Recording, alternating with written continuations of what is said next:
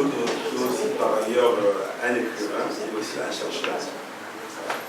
Il va nous faire un petit rapport sur la situation socio-politique des détenus.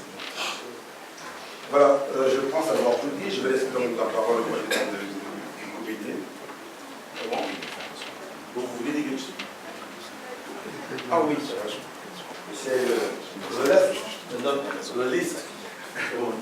On a aussi le président de la CIRAD, c'est la grande association de Lyon et Rona. Monsieur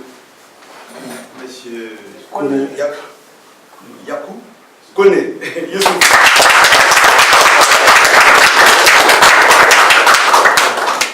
Voilà, je pense que je n'ai oublié personne.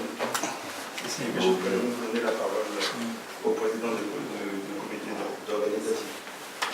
Donc je voudrais ce soir remercier une fois de plus encore tous ceux qui ont fait le déplacement au nom de tous les secrétaires généraux qui se sont associés pour créer cet événement et remercier particulièrement les camarades de Lyon qui nous ont, je dirais, prêté leur ville pour que nous puissions organiser cet événement. Il était important pour nous de se retrouver en tant que secrétaires généraux du FPI France pour réfléchir ensemble, pour mutualiser nos efforts.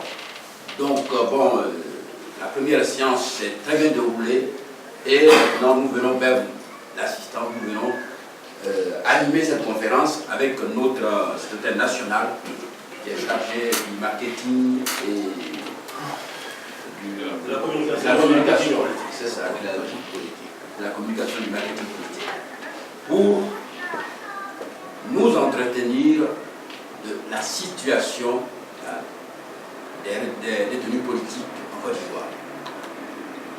Malgré ses occupations multiples, il a accepté de venir ce soir parce que ceux qui étaient prévus, il faisait partie des invités, mais il devait être plus nombreux, cela ne peut pas se déplacer.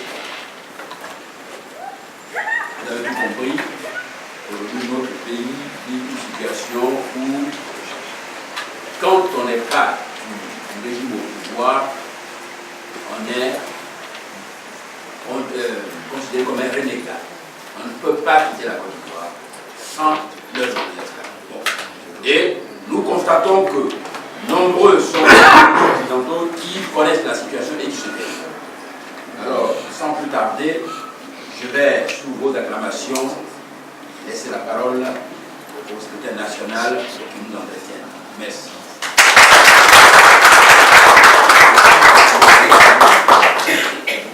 Merci Maurice Dalé. Alors, comme ça vient d'être annoncé, je suis Claude Koulou,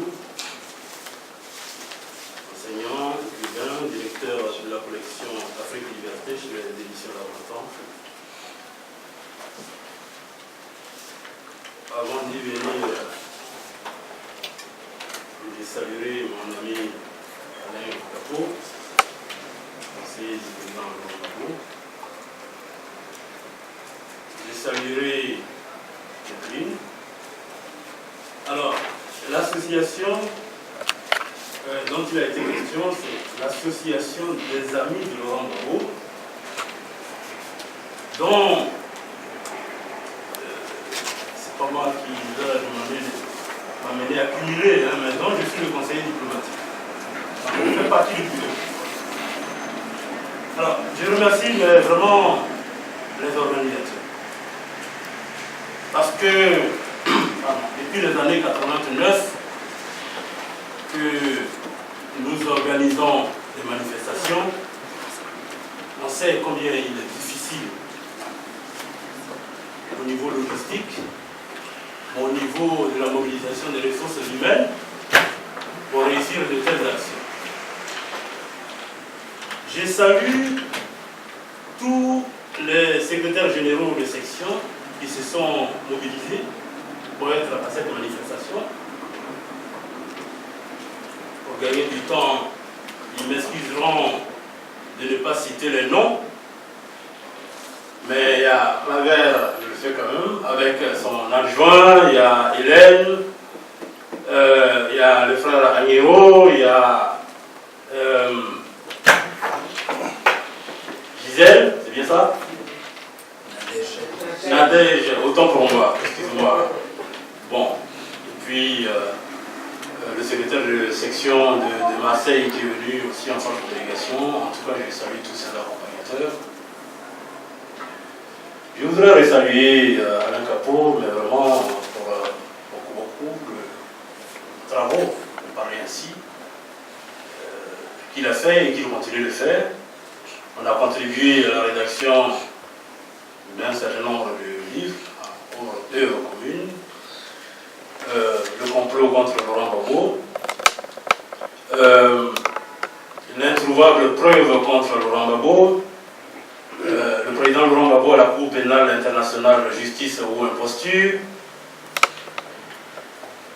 Mais dans les différentes salutations que j'ai adressées tout à l'heure, je voudrais aussi, mais en particulier, saluer Éric Traoré et tout son bureau, et tous les membres de la section, du moins des sections, je ne l'ai pas oublié, des sections de Lyon. En tout cas, un grand merci, toutes mes félicitations au nom du parti. Je voudrais saluer cette assistance qui s'est mobilisée, vraiment en grand nombre. En tout cas, merci d'être venu. Vous savez, après cette journée, moi, je ferai un rapport que je vais transmettre à la direction du parti, enfin à mes collègues, parce que moi-même je suis membre de la direction du parti. La camarade représentante à sa fille qui se marie aujourd'hui a salé autant pour ma partance, donc on a pu se déplacer. Il y a le camarade SN Roger Balou qui nous représente à la veillée d'un grand militant. On parle parfois des militants de première heure et ce fut vraiment le cas, M. Zadig Gatteri, qui est décédé il y a un peu plus d'un mois et se tient aujourd'hui une veillée en sa mémoire.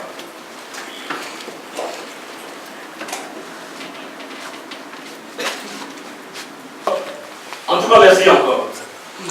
On va s'entretenir ce soir. Alors moi, je vais faire un bref exposé liminaire. Et puis c'est au fur et à mesure des échanges que nous allons pouvoir partager un certain nombre de choses.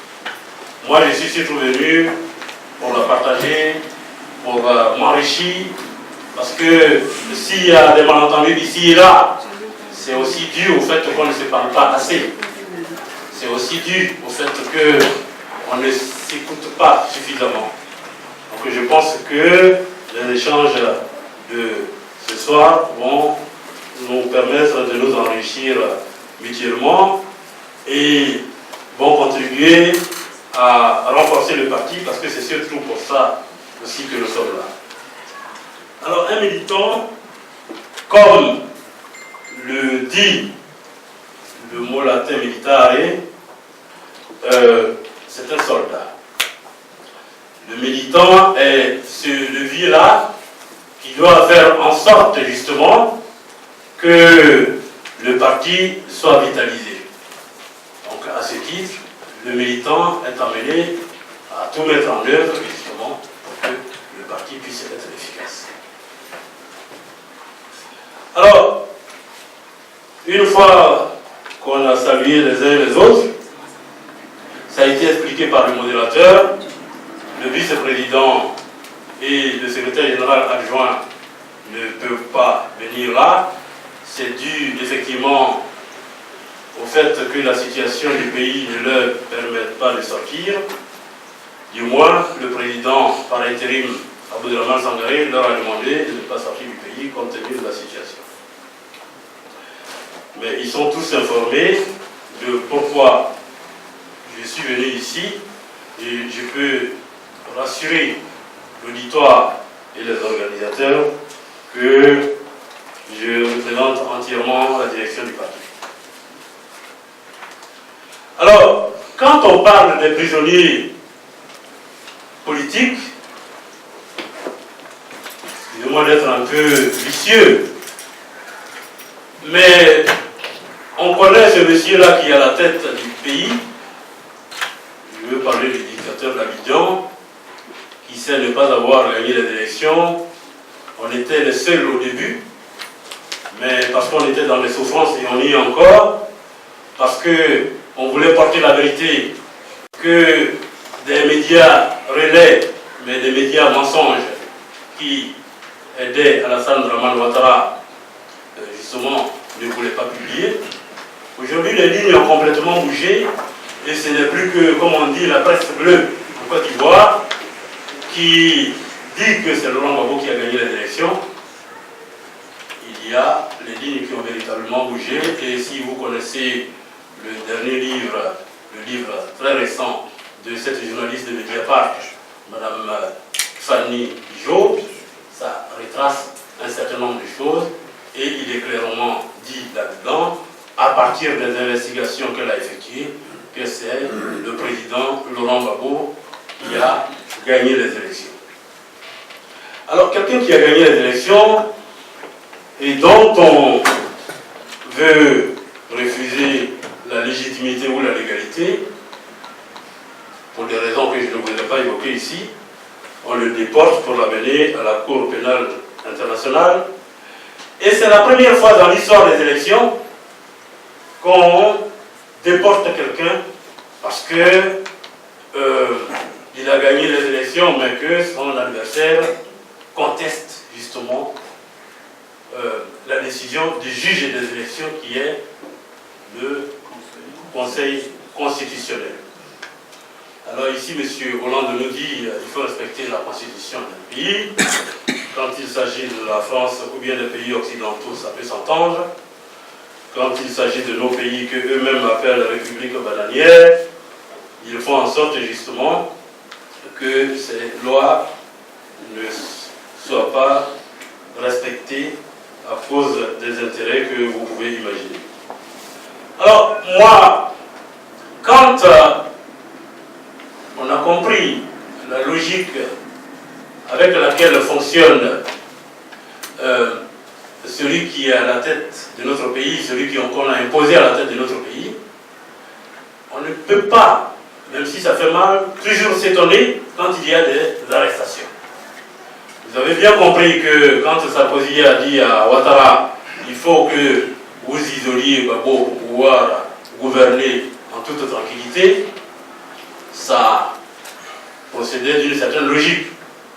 Enfin, je m'entends, je suis dans leur repère quand je parle de logique, mais il n'y a aucune logique en fait. Puisque quand Laurent Gbagbo a été déporté, il reste que les mots d'ordre du Front populaire ivoirien ont été respectés, notamment en ce qui concerne l'appel à ne pas aller aux élections, j'entends les législatives, et on a vu le taux d'abstention, ça veut dire que la voix du FPI avait été bien entendue, bien comprise. Alors, M. Ouattara a fait de la réconciliation nationale son leitmotiv. C'est-à-dire, je vais réconcilier le peuple de Côte d'Ivoire. Il se trouve que ce terme a été souvent utilisé pour gagner du temps. Parce qu'en fait, Alassane Dramane Ouattara n'a pas envie de réconcilier les Ivoiriens, parce qu'il sait très bien que s'il organise la réconciliation nationale, qu'il y a la cohésion du pays, ben, toute la population va se liguer contre lui. Il fait donc plutôt en sorte que les Ivoiriens ne s'entendent pas, qu'il y ait la méfiance entre les Ivoiriens. Alors qu'il a demandé que les cadres du régime précédent rentrent au pays, ben on sait aujourd'hui que Asso Adou, Zano Didier, lui, il était dans le pays, Hubert Oulaye, et ceux-là ont été arrêtés, mais Lida Ouassi même, alors qu'il était en exil au Togo, a été rapatrié de force et il est aujourd'hui emprisonné. Récemment, il y a le plus jeune que nous, mais je veux parler de moi, parce que je suis sûr qu'il est plus jeune que moi, Samba David, qui a été arrêté après les différentes actions qu'il y a eu au pays. Et Samba David a été condamné à 6 mois de prison ferme. Mais il y a aussi d'autres qui ont été arrêtés. Il y a un certain nombre de gens, la liste est disponible. Et on a en face de nous un pouvoir qui a peur, un pouvoir donc qui est l'expression d'une phobie, pour ne pas parler de folie. Et de ce point de vue, il faut justement qu'on se donne tous les moyens pour que Alassane Dramane Ouattara parte du pouvoir. La dynamique est lancée parce que nous sommes à quelques jours des élections et justement les cartes d'électeurs, mais il y a un certain nombre de choses au niveau logistique qui n'ont pas encore été mises à disposition. Ça montre que le pouvoir lui-même se fait l'idée que les élections auront du mal à se tenir. Mais ne soyons pas dupes. On a vu en 1995, il y a eu un boycott qui a été très très actif. Ça n'a pas empêché M. Bédier de dire qu'il était élu. Donc là, même s'il y a 2 bureaux de vote qui sont ouverts, et que Ouattara annonce à l'international qu'il a gagné les élections au premier tour, ben ça peut être relayé et on n'aura plus que nos yeux pour pleurer. Ça montre donc, et c'est là où je lance un appel à tous les militants de France d'abord, parce qu'on est les militants et les sympathisants, en tout cas tous ceux qui peuvent nous aider. Ça me renvoie à l'idée justement des cartes que nous n'avons pas, parce que M. Afin Guessan est parti avec la machine qui imprime les cartes du parti. Et Afin Guessan n'aurait pas fait ça, du moins il ne serait pas parti du parti, ou il n'aurait pas fait en sorte qu'on l'exclue. Ouattara aurait déjà été mis hors d'état de nuire.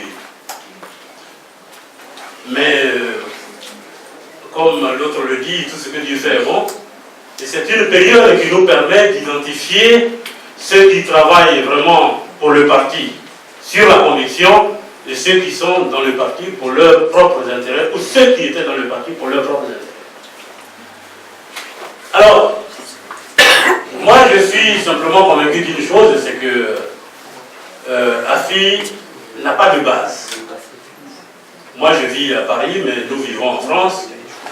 Afi ne peut pas organiser de campagne électorale à Paris, parce que même le représentant qu'il a nommé, il faut qu'il arrive à appeler les militants pour organiser des réunions. Mais qui va-t-il appeler pour organiser des réunions? Bon. Vous avez aussi assisté à la petite séquence de farine. Afi Nguessan et Brigitte Okio avaient été exfiltrés par la police de leur salle de conférence.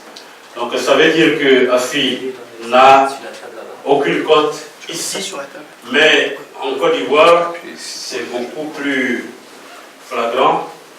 Là où il part, même quand il y a des cas pour qu'on fasse monter des gens en leur donnant des repas et des sandwichs ou des sandwichs, eh bien, les salles n'arrivent pas à être pleines. C'est le contraire que je vis moi plutôt.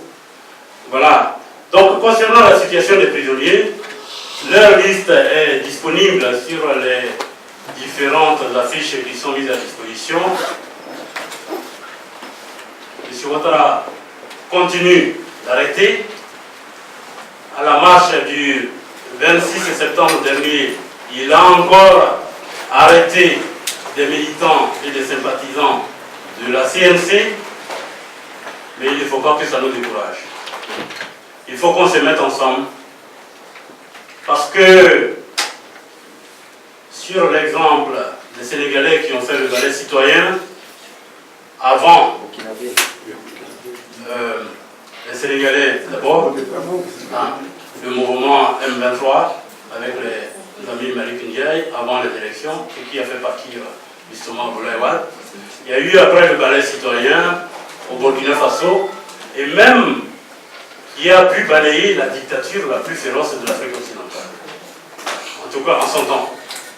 Et c'est cette dictature-là qui soutenait M. Alassane Dramane Ouattara. Tout le monde s'est bien rendu compte qu'il y a seulement un jour que M. Alassane Dramane Ouattara a condamné le coup d'État de M. Diendéré parce qu'il jouait à l'équilibriste et il s'est bien rendu compte que, comme les putschistes sont complètement neutralisés, il n'avait plus rien à perdre en condamnant ce coup d'État. Donc à ce niveau, je voulais attirer l'attention des uns et des autres ici pour dire aidez-nous. Vous savez, il y a eu plusieurs expéditions au siège, les ordinateurs ont été cassés, le siège est fenestré, autant pour moi, et je vais vous raconter une anecdote. Une fois, j'appelais sur Messenger une des secrétaires au siège, et elle me dit, mais camarade Koudou, je ne peux pas te répondre, parce que je ne peux faire que du traitement de texte, mais l'ordinateur n'a pas de micro. Il y a un secrétaire national chargé des ressources humaines qui ne cesse de dire, mais camarades, est-ce que vous pouvez nous trouver des ordinateurs? Donc il y a des problèmes de logistique. Il y a aussi, dernièrement, ça fait un peu plus d'un mois, j'ai eu une séance de travail avec la secrétaire générale adjointe, chargée de la trésorerie du parti, qui posait justement le problème de la machine pour imprimer les cartes du parti, qui vaut 3 000 €, d'après le devis que j'ai appris. 2 millions de francs CFA, on ne peut pas payer, on ne peut pas acheter une machine. Donc, voilà un peu la situation du parti. Alors, je parlais d'un exposé liminaire, j'ai parlé brièvement des prisonniers. Alors, moi, je suis surtout là parce que le poste que j'occupe au sein du parti est un poste assez transversal. C'est-à-dire que je suis tenu d'être en lien avec toutes les représentations à l'extérieur du parti. Ça veut dire que les sections, si elles ont des préoccupations, elles doivent les faire remonter vers la représentation, parce que c'est comme ça qu'une fois que la synthèse est faite, moi, je peux communiquer là-dessus pour que le monde entier sache un peu. Je parle du monde entier parce que il y a les réseaux sociaux, bon, quand on met là-dessus, nos compatriotes, les machines ou aux États-Unis, en Philadelphie ou à Washington, ils sont au courant. Ça peut être en temps réel quand ils sont connectés, au courant d'un certain nombre d'informations. Il y a aussi la question de la formation des militants qu'il va falloir regarder. On en a abondamment parlé tout à l'heure, et c'est important. Il y a les militants, mais au niveau même de ce que je peux appeler les cadres du parti, il faut aussi qu'il y ait une formation, parce que, bon, moi je viens un peu de loin, hein, mais je connais cette rigidité-là parfois, qui fait que le partage d'informations n'est pas tout à fait fluide, et ça retarde un certain nombre de choses, alors qu'on a besoin de se parler, de partager des expériences pour être efficace. Donc ça aussi, ce sont des préoccupations justement qu'il faudra observer. Et puis tout à l'heure, quand je parlais de faire en sorte pour qu'on arrive à sauver le pays en faisant partir ce dictateur, il y a la coalition nationale pour le changement, ce qu'on appelle communément la CNC, donc les sigles, qui est mise en place, et le Front populaire ivoirien, dirigé par Aboudraman Sangaré, qui assure l'intérim du président Laurent Gbagbo, fondateur de ce parti, est membre de la coalition nationale du changement. il y a eu un certain nombre d'actions. C'est que nous, les militants ici, on disait, mais qu'est-ce que le FPI attend pour donner des mots d'ordre? La difficulté sur le terrain, nous savons tous ensemble qu'il y a M. Charles Konombani qui est de la CNC, c'est un militant du PDCI. Il y a Walio Konombertin d'IKKB qui est un militant du PDCI, de Siyamara. Il y a le professeur Kaplangrou, finalement qui s'est abstenu d'être candidat. Et puis, bon, ces temps-ci, il y a le RPP de Fologo, il y a le parti de Boni Claverie, il y a l'UDL de Martial Aipo qui est au sein de la coalition. J'attends que ce soit officiel pour qu'on puisse partager cette information. Mais ce qui est clair, c'est que Afin Guessan est allé avoir une séance de travail avec Charles Konombani. Pour l'instant, il faut savoir pourquoi. Mais moi, je peux vous dire que moi, personnellement, je parle avec des camarades qui travaillent avec Afin Guessan parce que j'estime que nous faisions partie de la même maison. Moi, j'y suis encore. Et il faut aussi qu'on soit tolérant, mais si on peut ressouder des morceaux, je pense que ça ne pourra que nous consolider. Mais je rappelais tout ça pourquoi. C'est-à-dire que nous sommes un parti de gauche, le Front populaire ivoirien, et le PDCI, c'est un parti de droite. Bon, c'est quoi moi je qualifie ça? Bon. Alors il y a le leader que je n'ai pas cité, de Mamadou Koulibaly, et sur les points de la charte de la CNC, il y a quelques points de nuance. Il y en a qui pensent que concernant la question de l'illégibilité, il ne faut pas, par rapport à notre méthode de communication à l'international, beaucoup insister sur ça, sinon l'opinion internationale peut encore crier à l'ivoirité. Donc la nuance, justement, Mamadou Koulibaly n'est pas trop porté sur cette question de l'éligibilité de Alassane Ouattara, mais il y a plusieurs points qui font consensus, qui concernent la CEI, c'est-à-dire M. Youssouf Bakayoko qui est maintenu à la tête de la CEI alors que son mandat de 6 ans est arrivé à expiration. Mais l'autre défaut, c'est que M. Ouattara a changé le président du Conseil constitutionnel 2 fois. M. Paul-Léon André n'a pas terminé son mandat. Le professeur Baudier a été nommé à sa place. Quand le professeur Baudier a vu venir que Ouattara voulait l'utiliser pour la manipulation, il a démissionné, ou on l'a fait démissionner, c'est selon. Et puis aujourd'hui, on a le rebelle, le Kone Mamadou, qui est... Donc, au lieu de 18 ans, en moins d'un seul mandat, on a 3 présidents du Conseil constitutionnel qui se sont succédés. Ça pose une série de questions, et c'est justement pour toutes ces injustices-là. Mais il y a un point qui concerne le recensement.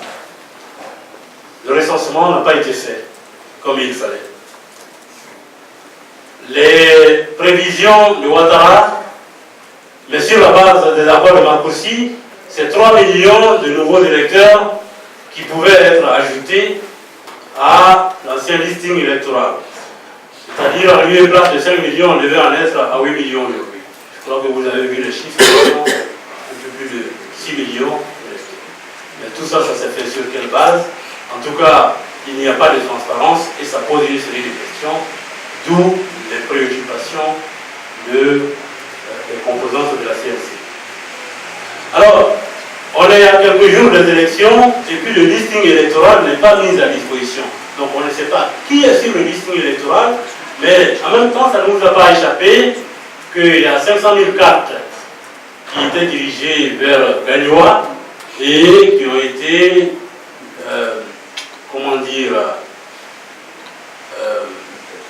découvertes avec une personne effectivement qui était, bon ça date avec quelques mois, certains parmi vous ont eu cette information. Donc, si on ne fait rien, on va vers des élections où M. Ouattara sera élu au premier tour parce qu'il n'a aucun intérêt qu'il y ait un deuxième tour. Il n'a aucun intérêt. Parce qu'il est clair qu'il n'a pas véritablement de réserve de voix au second tour et ça risque de poser une question. Alors, je terminerai sur ce point-là. C'est la mésentente qui peut exister. La mésentente qui peut exister quelquefois, les nuances au sein des membres de la CNC, c'est lié au fait qu'il y en a qui disent Ouattara n'est plus soutenu par le RHDP, et puis on avait donné 46% à Laurent Gbagbo. Donc si je prends les 46% de Laurent Gbagbo, parce que je vais le voir à la haie aussi, et que je prends quelques voix du RHDP, je vais être élu. Donc il y en a qui sont plutôt tentés d'aller aux élections. Mais le SPI, comme ça ne vous a pas échappé, qui est la plus grande composante de la CNC, fait justement pression pour que, justement, tant que les conditions ne soient pas réunies, qu'il n'y ait pas de candidat de la CNC qui aille aux élections. Au fur et à mesure des échanges tout à l'heure, il y a sans doute des éclairages que vous direz, je serai à même dans la mesure du possible de apporter donc les clarifications. Je vous remercie.